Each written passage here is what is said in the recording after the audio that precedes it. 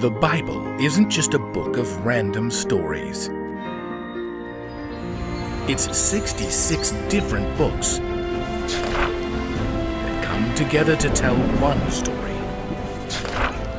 An incredible one about God's love for us.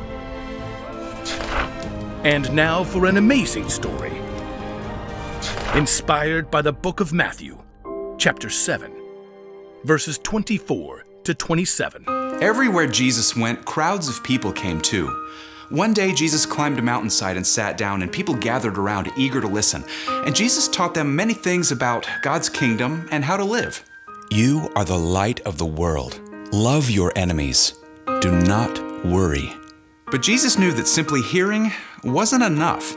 So then, everyone who hears my words and puts them into practice is like a wise man. Jesus told a story about a wise man and a foolish man.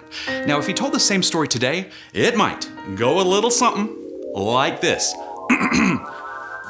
George was a geologist. He studied and loved rocks of every kind.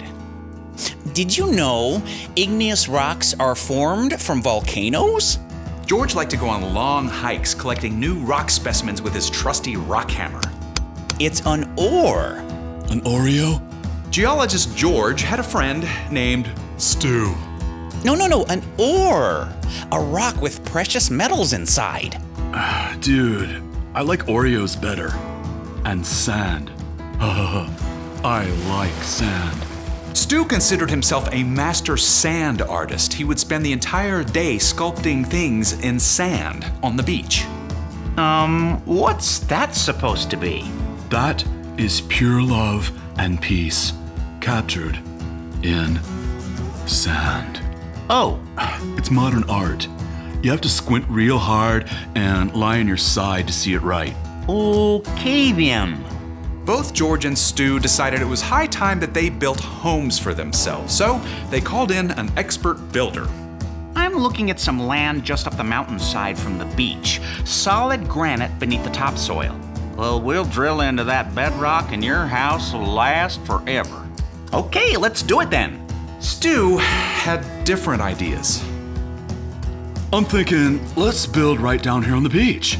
The ocean at my doorstep, a 30-second commute to work. I wouldn't do that, sir. Sand shifts.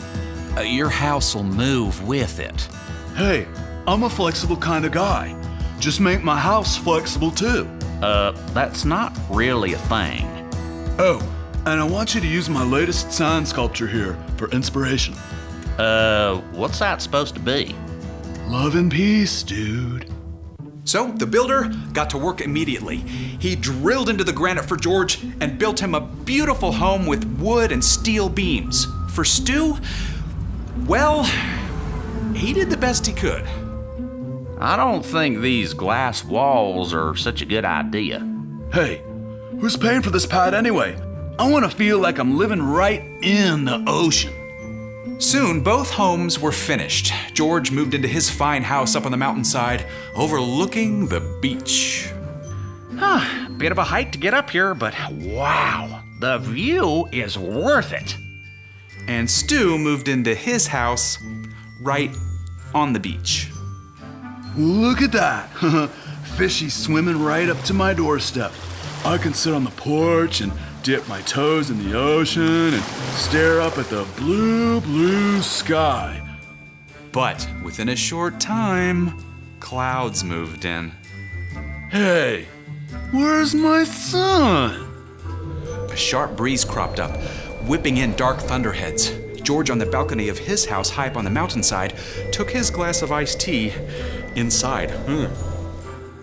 Good thing this house is bolted into the rock. Drops of rain began to splat on the beach. Hey, that's gonna mess up my love and peace sand art. Stop already! But the rain did not stop. The wind raced along the beach, chasing the waves higher and higher. A torrent of rain lashed down. Below, the ocean rose up to meet it, climbing up the beach. Hold it! Wait! This is my porch! But the storm raged on, and the wet sand beneath Stu's house began to shift. Stop! Stop! I didn't get any homeowner's insurance yet. Stu scrambled off his porch and staggered through the roaring waves until he reached solid ground a short distance up the mountain. Fishies! Get out from under my house, dudes! As the storm peaked, Stu's house creaked. It shook. It tilted. And in one final gust of wind, the whole thing collapsed. Stu gaped at the wreckage of his house. Then he looked up at the mountainside where George's house still stood, on the rock, tall and strong. So, not fair. He spotted George scrambling down the mountain as the winds finally began to die. Are you okay? Yeah, I guess. Next time I'll wait till after a storm to build my house on the beach. Or try a different foundation? Come on, let's get you some dry clothes. Jesus' followers listened in fascination as he summarized the story for them. So then, everyone who hears my words and puts them into practice is like a wise man who builds his house on the rock. But everyone who hears my words and does not put them into practice is like a foolish man who builds his house on sand. The rain comes down, the water rises, the winds blow and beat against that house, and it falls with a loud crash. So the crowds that had been listening there on the mountainside all day left with new resolve. With God's help, they would be able to put everything that Jesus taught them into action.